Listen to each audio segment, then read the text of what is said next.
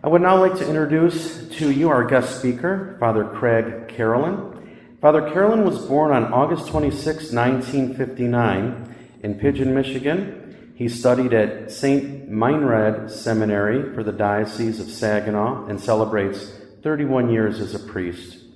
Father Carolan is the spiritual director of the Blue Army, the Saginaw Division. He is very devoted to Our Lady of Fatima and has signed the Blue Army Pledge to pray the Rosary daily, offer up his daily duties, and to wear the brown scapular. He is truly living the Fatima message. Please join me in welcoming Father Craig Carolan.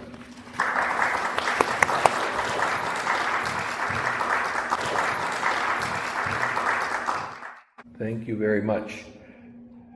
Now, before I begin my talk, I believe we're going to expose the Blessed Sacrament.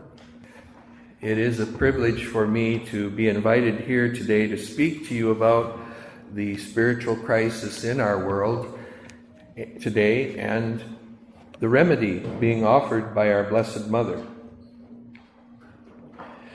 I'll speak to you today from the perspective of what Our Lady of Fatima has requested from us, her children, for peace in the world and for the triumph of the Immaculate Heart of Mary. We spoke about this month of September being significant because of the several feasts we celebrate. I'd like to focus on particularly the triumph of the Holy Cross, Our Lady of Sorrows, Padre Pio, and the fifth apparition. Last Wednesday we celebrated the exaltation of the Holy Cross, the cross which was transformed from an instrument of torture to an instrument and symbol of triumph over and victory over sin. And then on the next day, on Thursday, we celebrated Our Lady of Sorrows. And this whole month of September is dedicated to Our Lady of Sorrows. She has promised many special graces to those who are devoted to her 7 sorrows, not the least of which is, I will grant peace in their families. And so today we will pray that chaplet of the 7 sorrows of Mary. At the cross, Our Lady stood by her suffering Son. She suffered a spiritual martyrdom with him for our salvation. And our Lord has placed her in the care of the beloved disciple, representing us, the newborn church. You and I, as the church in this time and in this place, we have been called to receive Mary as our mother. Let us then open our hearts today to hear her message. St. Padre Pio's feast day is coming up next Friday, September 23rd. Padre Pio is the spiritual father of the apostolate of Fatima, world apostolate of Fatima. Such was his constant spirit of prayer that he often said 30 rosaries in a day, calling it our spiritual weapon. Especially for these times, he implored, love the Madonna and pray the rosary, for her rosary is the weapon against the evils of the world today. The rosary is a weapon of love. All graces given by God pass through the Blessed Mother. Soon after the Blue Army was founded, Monsignor Harold Colgan asked Padre Pio if he would be the spiritual director of the organization and accept its members as his spiritual children. And he is said to have smiled and said, "May they behave well." Padre Pio also stated his belief that Russia would be converted when there were as many members of the Blue Army as there were communists. Although the Soviet Union has ceased to exist, the errors of its godless theology have spread throughout the world and have infiltrated our own country. And we are still very much in need of members to fight this spiritual battle with prayer and penance. Today, you are invited to become a spiritual child of Padre Pio if you are not already, and ask for his assistance and prayers from heaven for all your needs. On September 13th, we also remembered the anniversary of the fifth apparition of Our Lady of Fatima to the three children, ages 7, 9, and 10. The children knew that in just 1 month, on October 13th, they were going to witness a spectacular miracle as Our Lady had promised. However, over the past few months, little Jacinta and Francisco and Lucia had gone through some very traumatic moments. In July, they had seen a vision of hell. The ground beneath their feet had opened up, and they saw hundreds of damned souls cascading into an abyss of fire with beasts and demons of horrible shapes. 1 month later, the three children experienced a foretaste of hell on earth when they were taken captive by the mayor. They were psychologically tortured for 3 days and threatened with being boiled in oil, cut off from family and friends, and thrown into a jail cell with hardened criminals. Our Lady said that the miracle on the 13th of October would have been even greater if they hadn't been kidnapped by the mayor. And yet the children did not cave to the pressure. They showed their faith to everyone and did not back down. And we need to do the same today to strengthen those who are weak and sitting on the fence. We need prayer warriors who will never give up, who will do the 5 first Saturdays and never give up, who will persevere to the end. It would only be natural for children to take with trepidation the approach of the September apparitions after what they've gone through to this point, asking themselves, what will happen next? Nevertheless, on September 13th, 1917, these children overcame their fears, their doubts, and their insecurities with solid confidence. They never gave up. They relied on a supernatural confidence in Our Lady to get them through the worst of times. The three shepherd children provide a lesson for you and for me. If they could overcome their fears to keep their promise to Our Lady, so can you and I. No matter what happens to cross our headlines or what atrocities are happening in Holy Mother Church, like these innocent children, we should place all our trust in Our Lady of Fatima.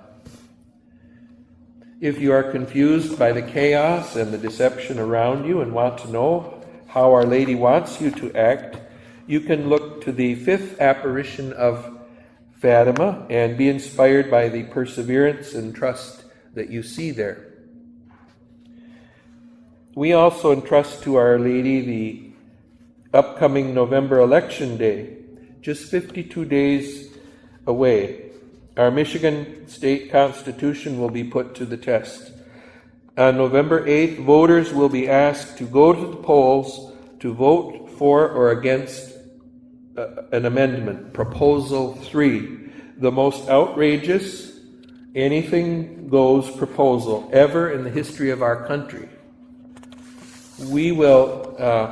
This proposal will allow abortion at all stages with no accountability and no standards to be met.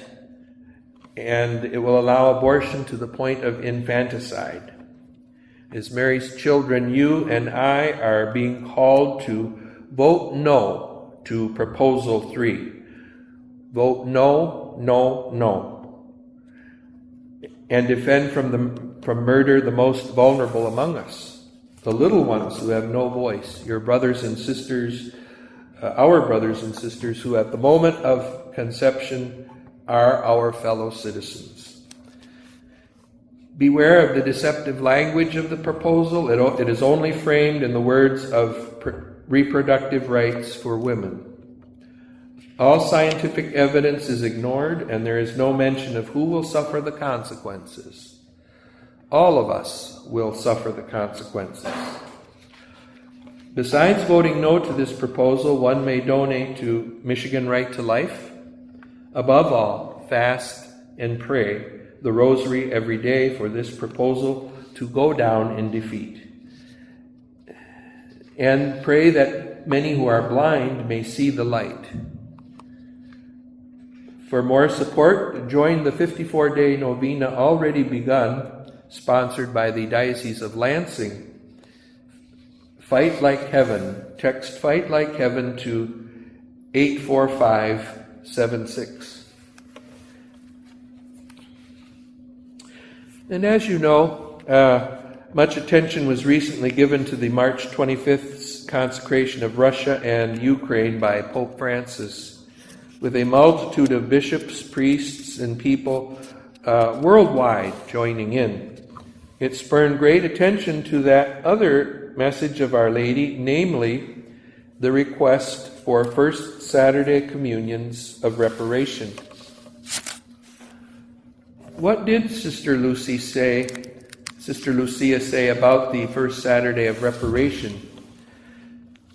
In the book entitled The Whole Truth About Fatima, Father Ferrer Miquel de la Sainte Trinité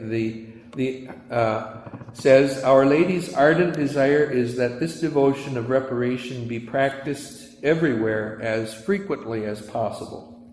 The devotion, the dearest to her, because it is the most perfect and therefore the most efficacious for the salvation of souls, because she desires our cooperation at any price. She has joined the most wonderful promises to it. In other words, war and peace depend upon it. In fact, in addition to the conversion of sinners and our own eternal salvation, Our Lady has willed that the communion of reparation be linked to another significant promise, the gift of peace. On March 19th, 1939, before World War II broke out, Sister Lucia could write, Whether the world has war or peace depends on the practice of this devotion, along with the consecration to the Immaculate Heart of Mary. This is why I desire its propagation so ardently, especially because this is the will of our dear Mother in heaven. On June 20th of the same year, she wrote, Our Lady promised to delay the scourge of war if this devotion was propagated and practiced. We see that she will obtain remission of the chastisement to the extent that efforts are made to propagate this devotion. But I fear that we cannot do any more than we are doing, and that God, being displeased, will pull back the arm of his mercy and let the world be ravaged by this chastisement, which will be unlike any other in the past. Horrible, horrible. These words of Sister Lucia remind us of the power of prayer, especially the Holy Rosary, to change the course of human events. Wars need not happen. Now, I'd like to share with you a little story. Marian Father Seraphim Mikalenko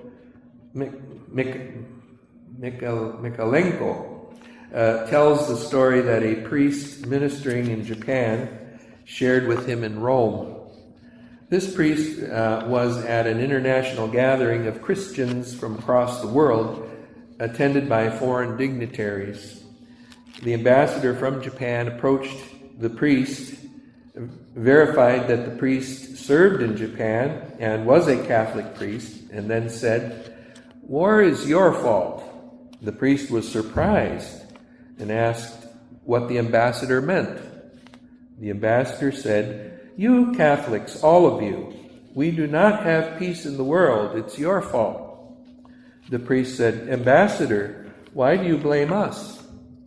The ambassador said, "I've read about this. The lady came to you at Fatima, right? That's what you believe. She told you what to do to secure peace in the world. Well, there's no peace in the world, so obviously you Catholics haven't done it." The priest had to acknowledge that the ambassador was correct, but still tried to protest, saying, "Isn't peace everyone's responsibility?" The ambassador was vehement. "No, she came to you Catholics, not to Buddhists, not to Hindus. She came to you, and it is your responsibility." I would say that ambassador had a lot more Catholic faith than a lot of Catholics. But he is right. Our Lady came and asked for specific things at Fatima. If we listened to her and did as she asked, there would be peace in the world. Among her requests are: pray the rosary every day for peace in the world, and wear the brown scapular. The consecration of Russia and of each of us individually to the Immaculate Heart of Mary. Do our daily duties out of love, dedicating everything to God. And finally, make reparation for the sins committed against the Immaculate Heart of Mary by observing the 5 first Saturdays of reparation. When Sister Lucia, one of the 3 Fatima visionaries, was at the Dorothean convent in Pontevedra, Spain, in 1925, Our Lady appeared to her and explained what the 5 first Saturdays are in the following way. "See, my daughter, my heart encircled by thorns which ungrateful men pierce at every moment by their blasphemies and ingratitude. Do you at least strive to console me? Tell them that I promise to assist at the hour of death with the graces necessary for salvation all those who, in order to make reparation to me on the first Saturday of 5 consecutive months, go to confession, receive Holy Communion, say 5 decades of the Rosary, and keep me company for a quarter of an hour, meditating on the mysteries of the Rosary." So, why now we can answer the following questions. Why the 5 first Saturdays in particular? Well, Jesus explained this to Sister Lucia on May 29th through the 30th, 1930, saying, "Daughter, the motive is simple. There are 5 kinds of offenses and blasphemies spoken against the Immaculate Heart of Mary. First, blasphemies against the Immaculate Conception. Second, blasphemies against her virginity. Third, blasphemies against the divine maternity, refusing at the same time to receive her as the mother of mankind. Fourth, those who seek to publicly implant in the hearts of children indifference, disrespect, and even hatred for the Mother, the Immaculate Mother. And fifth, those who revile her directly in her sacred images." And so, each first Saturday is dedicated to doing reparation for one of these 5 blasphemies against her Immaculate Heart. And our Lord continued. Our Lord then appeared to her, continuing, "Here, daughter, is the motive that led the Immaculate Heart of Mary to petition me to ask for this small act of reparation, and out of regard for her to move my mercy to pardon those souls who have had the misfortune to offend her. As for you, seek endlessly with your prayers and sacrifices to move me to mercy in regard to these poor souls. Unfortunately, in our day, many people have forgotten about the 5 First Saturday devotion. But it is even more urgent now to put them into practice. Wars are still going on. We see abortion and socialism on a worldwide scale. We still haven't seen the fulfillment of Our Lady's promise. In the end, my Immaculate Heart will triumph. When Pope Pius XII consecrated Russia to the Immaculate Heart of Mary on October 7th, 1942, Sister Lucia said, the consecration was credited for shortening World War II. St. John Paul II consecrated the world to the Immaculate Heart of Mary on March 25th, 1984, and the Soviet Union fell shortly afterwards. Sister Lucia said that it was revealed to her that the 1984 consecration of St. John Paul II had been accepted by heaven, and that it had averted a nuclear war that otherwise would have broken out in 1985. But Sister Lucia said that the consecration was late, and Russia had already spread her errors throughout the world. And we still see that the world has no peace today. Chastisements continue to take place. For example, the recent worldwide pandemic, famine in certain parts of the world, and war in Ukraine, and China threatening Taiwan. Another world war seems to be imminent. And so today we can simply ask ourselves this question: have most of us been faithful to Our Lady's requests, especially to the 5 first Saturdays of reparation? As Sister Lucia has pointed out, Our Lady has shown much leniency and flexibility with regard to the fulfilling of the 5 First Saturday devotion. And now let's answer some questions regarding the 5 First Saturday devotion. May one receive Holy Communion at another time if a special First Saturday morning Mass is not being offered? And the answer is yes. With the dispensation of the priest, one may receive the Holy Communion on a Friday or at a Saturday Mass, such as a wedding or a funeral, or at any Sunday Mass, including the Vigil. Simply ask the dispensation of the priest and offer it in reparation to the Immaculate Heart of Mary.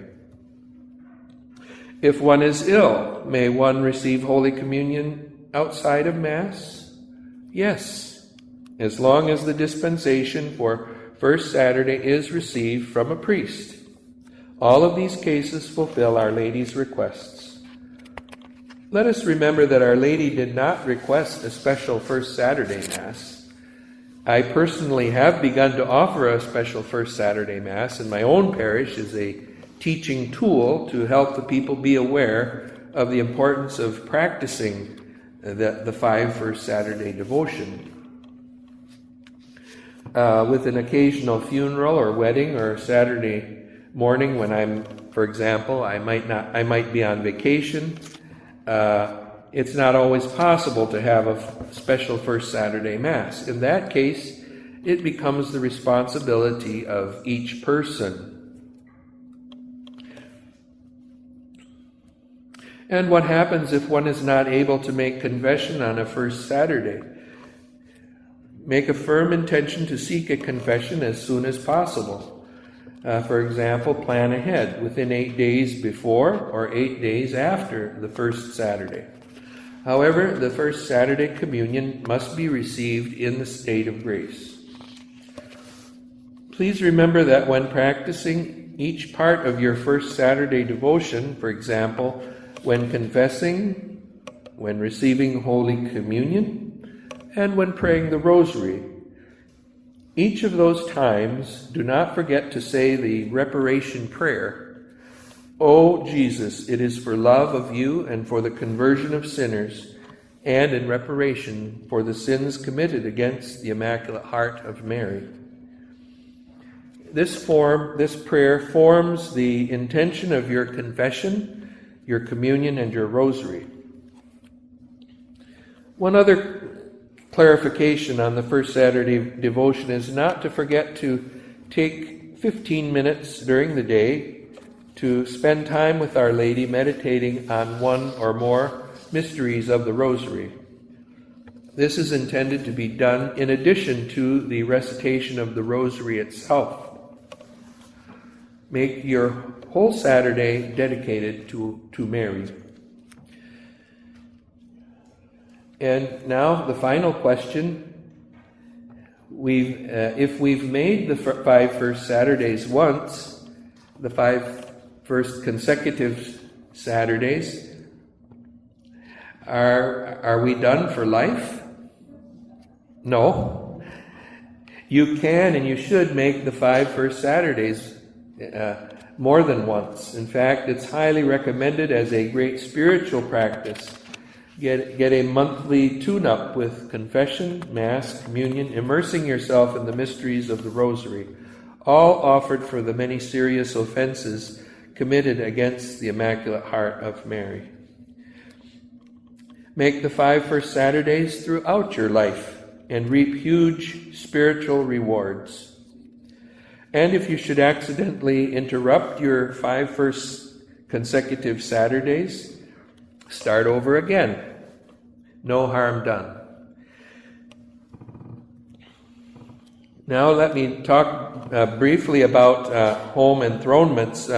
Sister Lucia has said that the final battle between the Church and Satan would be the battle for the family. Satan knows that when our families are broken up, the Church is weakened. We have recently seen many attacks on the family, the breakup of the family, confusion about God's gift of sexuality and abortion. As Father Patrick Peyton has stated, the family that prays together stays together. In order to strengthen our families as domestic churches, the World Apostolate of Fatima has begun a program of home enthronements, bringing the Sacred Heart of Jesus and the Immaculate Heart of Mary to families. An enthronement is more than just a one-time house blessing. It's a consecration of the family to the two hearts of Jesus and Mary. It's an elaborate prayer service that helps to create a kind of domestic church in our home.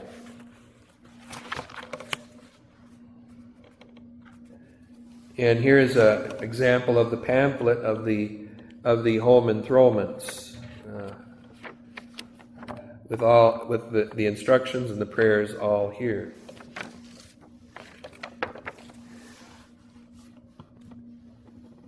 There are a lot of dangers in our world today, and it is important to give children a firm foundation in the faith. Enthronements will help to place everything in our Lord's hands and in the hearts of Jesus and Mary.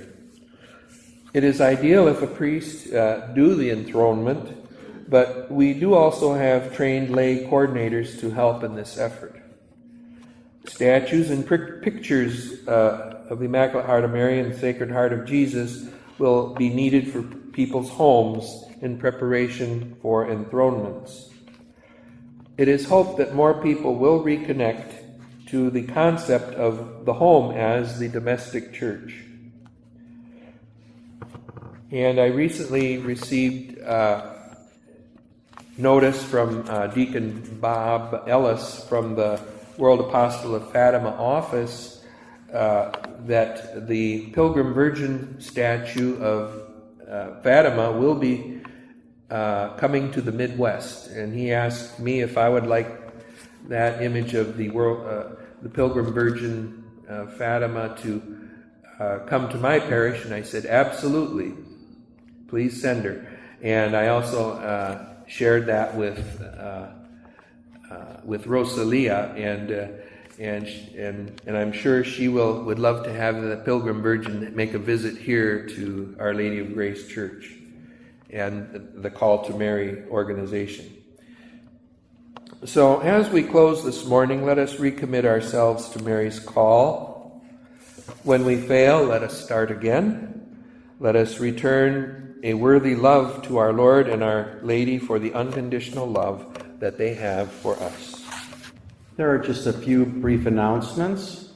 We would like to thank Father Craig Carolan for being our guest speaker today, and especially for his words of wisdom and inspiration for the salvation of our souls. Let's give Father a round of applause and thanks.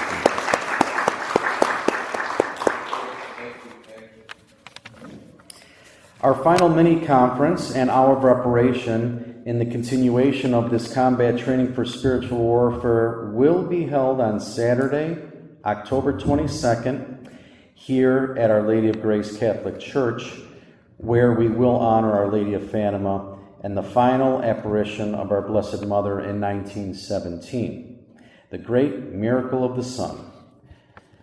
Our topic will be